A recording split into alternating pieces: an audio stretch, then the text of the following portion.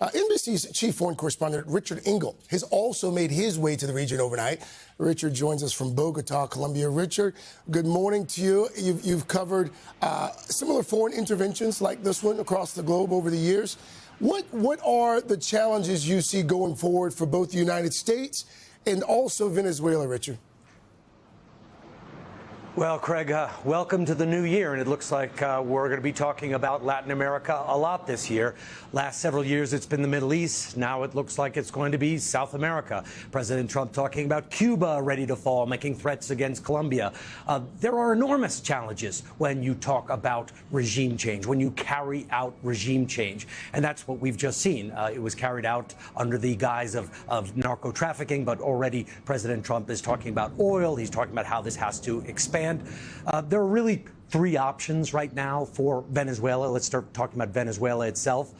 It seems like President Trump's preferred option is to keep the regime in place, but he wants that regime to be compliant. You just heard it a few minutes ago. President Trump says unless the vice president, who's the acting leader, who is a Maduro ally, complies, she could face an even worse fate than Maduro. So it seems like he'd want that regime to maintain order, not have American troops there, but to do what the U.S. wants.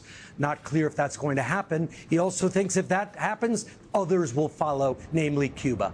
For the United States, this is President Trump asserting his policy that he is defining. I think we can call it the Trump doctrine now, in which he wants the United States and him personally to assert dominance all over the region, for it not just to be America first, but the Americas first with him in charge. And it is a new policy. It is a risky policy and a slippery slope. Richard, this is a region on edge. Is there a sense among neighboring countries of how all of this will impact them? Neighboring countries are very nervous. I'm here in Colombia. I interviewed the president when I was here last time. He was very worried that you get a kind of mission creep, that the U.S. is focused on Venezuela at the moment, perhaps Cuba next, could be Colombia after that. But it is not just in the region. The world is watching. China is certainly watching. And as President Trump projects this new policy in which political power is tied with economic power. Again, remember, this was launched to stop drugs, but mostly he's talking about oil security, how the U.S. has to protect itself, potentially take control of Greenland. It's really about national security and American dominance in the region.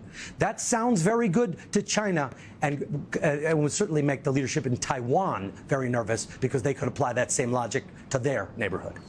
The world is watching for sure. All right, Richard Engel, thank you.